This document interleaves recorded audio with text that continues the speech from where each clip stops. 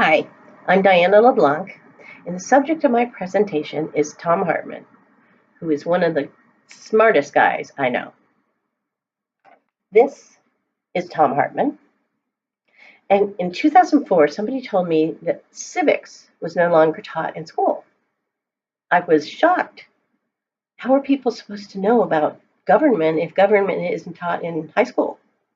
And how come I didn't know about this before? Well, I graduated from high school in 1966.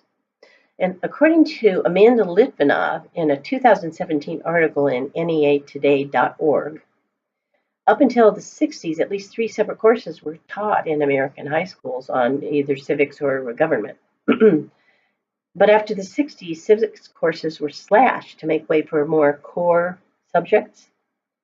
And it was around the time of my discovery that I realized that there were a lot of things that I wasn't aware were happening in this country, and I wasn't aware of, including hydraulic fracturing or fracking, all the voter suppression that was going on, climate change denial, and much, much more.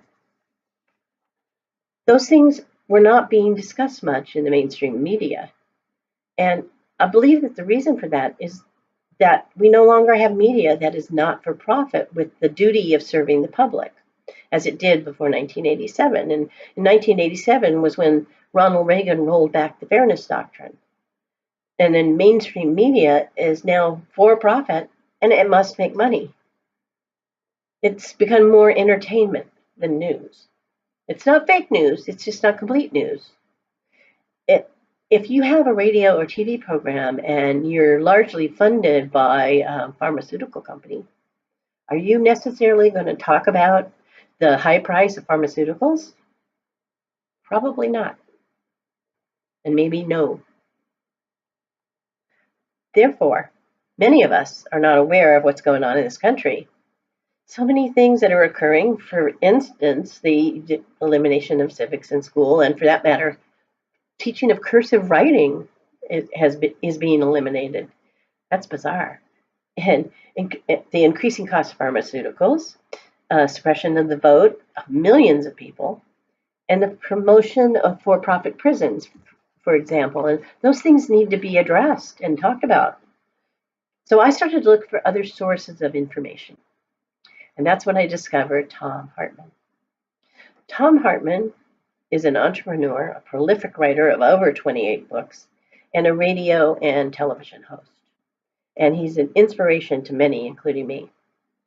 His not-for-profit radio and TV show, The Tom Hartman Show, along with his books on many subjects ranging from ADHD to global climate change to the assassination of the Kennedys, they're all extremely well written and informative. And while the topics highlighted on his radio and TV programs are do lean liberal, I'll have to admit that, he does host guests who are not liberal, and they have very substantive debates.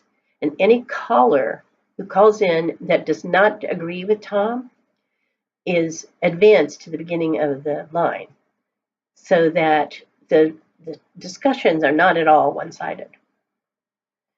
Tom has started numerous businesses. I think he started out as a small appliance repair person while he was in college, and then he was country music DJ for a while, and then he started an ad agency, and now he's mostly a writer and talk show host. But Tom and his wife Louise also started something called the New England Salem Children's Village, which was a home for abused and special needs children in New Hampshire. And most of his businesses have done very well. And when he and Louise needed a break, they sold whatever business they had at the time and retired to study, to travel, to enjoy life. Like I said, very smart man, and he has a very smart wife. So Tom has written so many books on numerous subjects and is so knowledgeable and so inspiring to many people, including me. Here are some of the books that Tom has written. I have a lot of his books, hard copy books, and I also have a lot of audiobooks. And my goal is to read all 28 and counting of his books. He keeps writing, though, and I'm not that fast a reader. So, but I would like to read them all.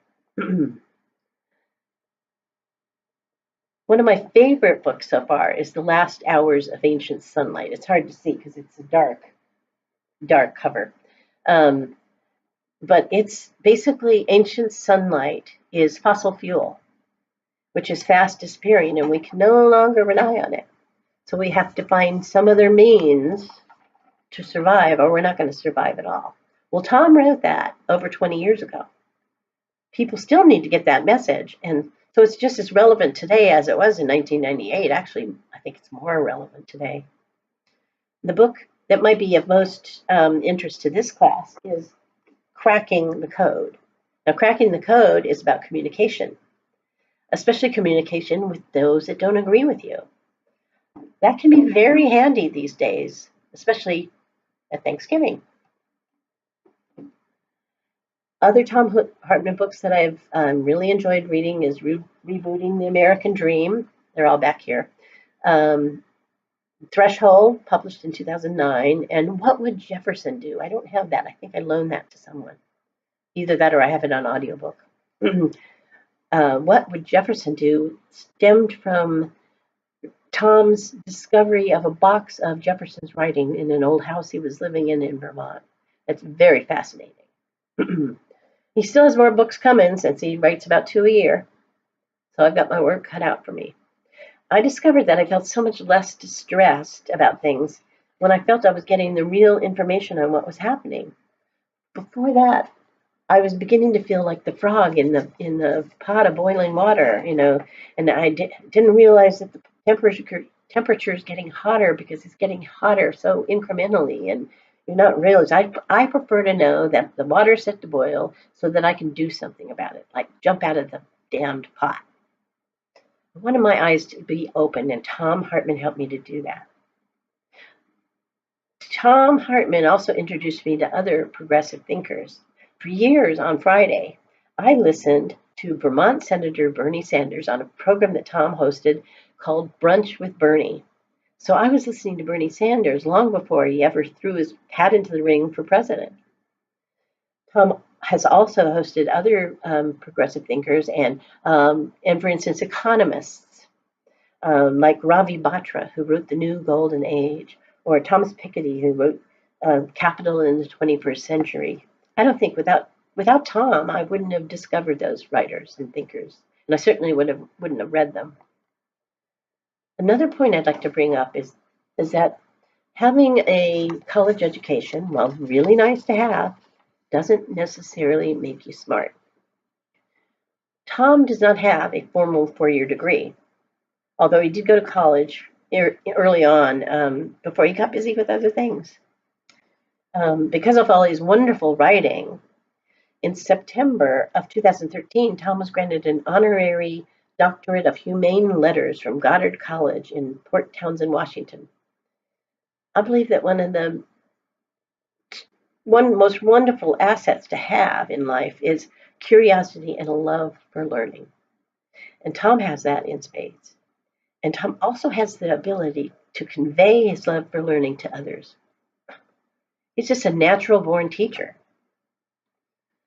I hope my presentation has sparked your interest in discovering more about Tom Hartman, reading his many very interesting and informative books, and perhaps finding somewhere to listen to him on the radio or the TV. I currently listen to him on either Sirius FM or X-ray.fm, but you can find him all over the country, and he's all over. You just Google him. I guarantee you that you will be more informed about what is happening in our great country, and maybe you'll even be inspired to get involved in your local political scene, no matter what side of the fence you might be on. Tom usually ends his radio program in both of two ways. And the first one, I believe, is a quote from Bernie Sanders, and it's, "Democracy is not a spectator sport." The other one is all Tom. Tag, you're it.